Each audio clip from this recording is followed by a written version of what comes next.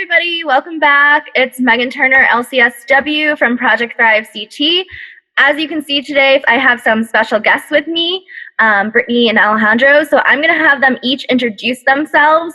I did hint last week that they're both nurse anesthetists, and I'm having them on to give their firsthand perspective about what they're seeing on the front line, how it's impacting them, and really if they could give us some advice as to how to keep them safe, how to keep ourselves safe, and just really how to deal with this whole pandemic.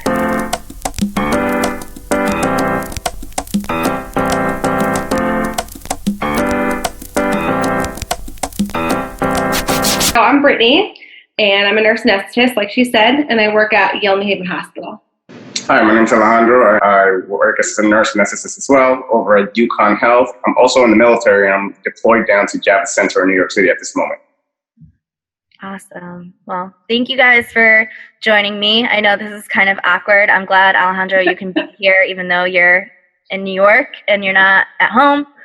Thanks for making some time. Thank you. You're welcome. So I guess my first question to you guys really is just kind of what you're seeing, what you're enduring. Brittany, I alluded to in my last video how, you really made the decision or wanted to kind of pick up extra shifts and things like that, knowing that you didn't have any young kids at home and you really wanted to kind of just reserve that, time for you guys, where you're not putting other people at risk, I guess I should say, as much. So if you guys kind of want to speak to that a little bit, that would be awesome. I'm part of the call team at St. Raphael's, Yale, and I generally put in a lot of hours anyway. But during this pandemic, I felt like it was kind of my job to pick up extra hours and time so that people that do have kids and families, or elderly parents at home, or maybe aren't that well themselves, could stay home and not really be, at work while we're having patients with COVID every day. Are you seeing a lot of patients? Are you guys kind of strictly, I know some nurses are getting kind of, I'll use the word deployed to other floors and things like that where they're not used to being. Is that happening to you, or because you guys are anesthetists, you're kind of staying put at your designated areas? So for us, I actually posted a YouTube video that one of my coworkers made about all the different things that the CRNAs have been doing around the hospital. For me, I was able to stay in the operating room, which I am thankful for. A little more controlled situations. I also did the intubation team where we go to the ICUs or the floors, we intubate COVID patients or non-COVID patients. And that was like a Monday through Friday thing. So that was something that we've been doing. Some of the CRNAs have been going to the floors and going back to the bedside, working as RNs. And some of them have also worked as APPs, so advanced practice providers. And as of right now, we are slowly starting to kind of get back to normal-ish, starting some semi-elective cases, and we're trying to bring all of our staff back to us. But at the moment, we still have some extra ICUs open in different areas of the hospital. So not all of our employees can return to the operating room with us. Okay. And for us, I've been a little different since I've been gone away from UConn for about 2.5 weeks already. I've been deployed down at the Javits Center. Here at the Javits Center, they had roughly 600, 700 patients at one time.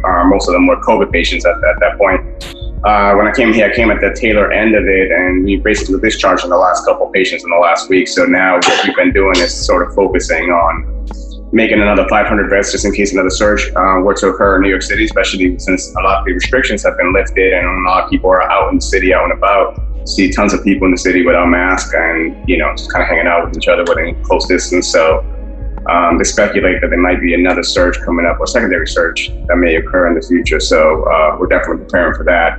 But while I was over at UConn, we were doing the same thing, which most of the CRNAs didn't deploy to any other areas. They sort of stayed put. We assisted the intubation teams, most part. We did a lot of call, 24-hour shifts, 16-hour shifts, et cetera, et cetera, et cetera. in order to divide the shifts during the week to sort of shorten the days that we were there. I also assisted over at Mid-State on the intubation team to go over there, and Mid-State was pretty hard. I think the ICU was at max capacity at one point while we were out there, and just working with the ICU team over there and all the CRNAs was a great experience. That's awesome. I mean, I'm so thankful to you guys, and I said it in my last video, just how much respect I have for you guys, and I know, it's a mutual feeling outside of our family as well, but I kind of, I want to let you guys know that.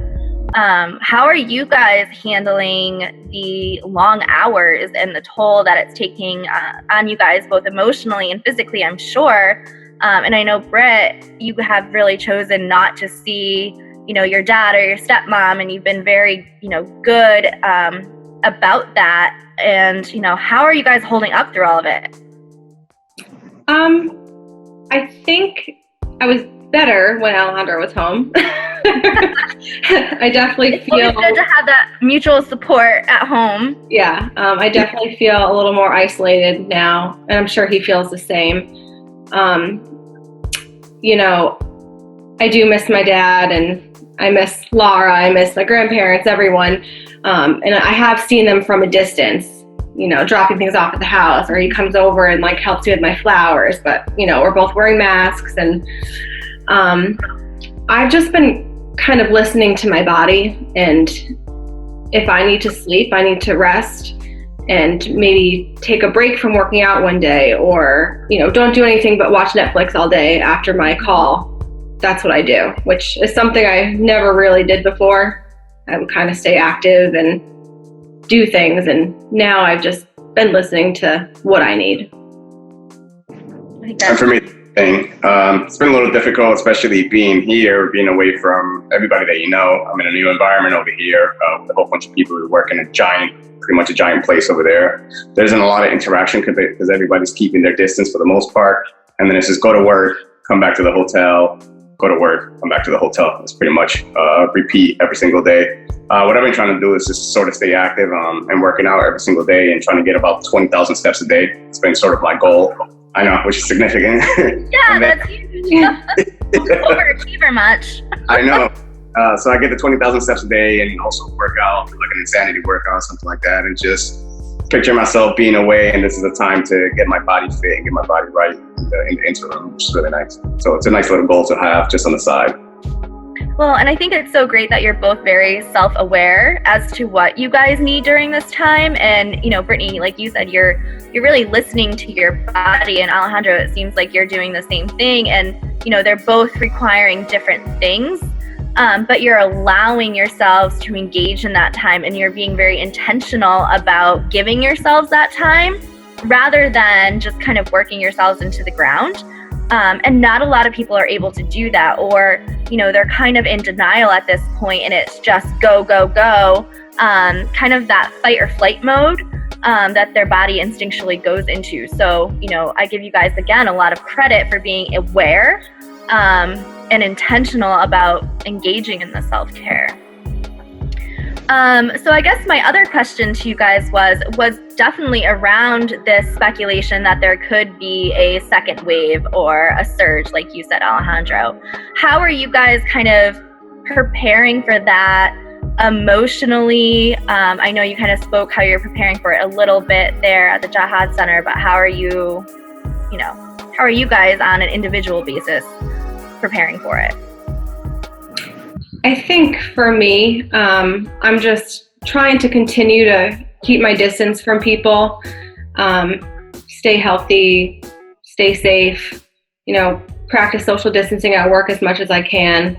At least with our job, it's very instinctual to touch people and comfort them. And, I just have to take a step back and just think, is this a necessary thing that I'm doing right now for my patients? Is this safe for me? Is this safe for my patients? I think the hospital is preparing as well. Slowly ramping up surgeries, making sure that we have enough staff in the ICUs. Our numbers right now in the ICUs are still pretty high. Patients are still very sick. our admissions may be decreasing, and we still may be discharging people, but we are still pretty full in our ICUs here. So I think they're just trying to take things slow, and I think that's important. I think for me, one of the biggest key factors would be education, or educating patients and family members and everybody else alike. Summer's coming around. Everybody wants to be outside. Everybody wants to be out in the sun and hang out and be close to, in proximity to one another. So just educating everybody and letting them know, hey, even though this surge has gone away already, we have this first wave is already past us, doesn't mean that a secondary wave can't affect us. If you look at history in the past, you've seen things like what happened with the flu pandemic, or the Spanish flu rather. So that secondary wave was actually the one that hit the United States even the hardest. Millions of people lost their lives and stuff like that. So I think continuing to educate everyone and, telling them, hey, practice your social distance, despite the fact that some of these restrictions have been lifted. Wear your mask, good hand hygiene, hand washing and all that. I think it's really, really important. It goes a long way to continuing to make sure they understand that it's not totally gone at this point. And we don't understand a lot about the disease at this point. Right. And I think that's kind of, a big misconception that's going on, is that now that there's this phase one of reopening, the state and the governments, I know just in my inner circle, I won't name names, but there's people who think it's a big conspiracy and it's, this big thing created by the government, and, they're keeping us from their families, and I'll be damned if it's going to last longer than a certain date. And on May 20th, I'm going to go back to my normal, or that's how I want it to be. And that's really going against, my inner gut. And it's kind of like, no, like, we can't do that, because we're going to put ourselves or your grandchildren at risk or whatever. So we can't, let's not do that. So I guess that was a good lead in, Alejandro, is like, with people kind of having these misguided perceptions, or thinking that once the government deems it's okay to start phase one, that means this is all over. What should people be doing? What realistically should they be kind of gauging their mindset to be prepared for? I think really you should think about this as a new normal. Like, we are all going to experience a new normal. It's different for us that we're not used to. I think social distancing isn't going to go away anytime soon, and I don't think it should. I think that wearing a mask in public is going to be around for quite some time. I wouldn't be surprised if kids maybe don't even go back to school in the fall. I'm not sure, but they were talking about maybe, the second wave, maybe either in the summer, even as close to the summer, or possibly the fall. But I definitely think like the new normal is something that people need to think about. Yeah, definitely. And I think, like you said, just keeping your social distancing, washing your hands, and following all the general guidelines that they gave us before, it's pivotal in order to kind of sort of fight this disease at this time. Once we get more information and we know exactly how to treat this, for example, or we come up with a vaccine and we come up with things that are able to combat this on a steady basis, then we can proceed to our normal life. But for the time being, like Brittany alluded to, it's a new normal now. Okay.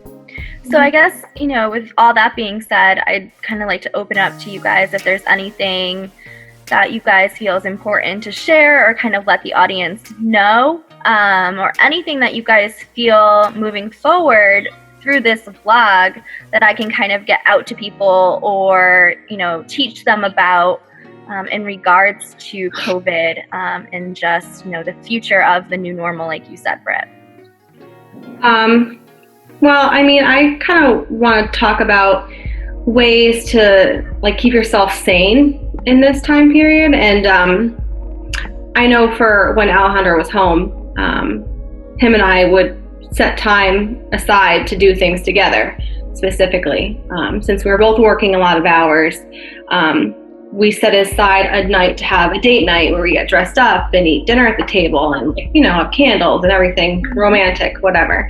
And that was really nice. And I'm actually glad we did that, because the following week is when he got activated for the military. So, and we've also started to do HelloFresh meals and cooking together. Okay.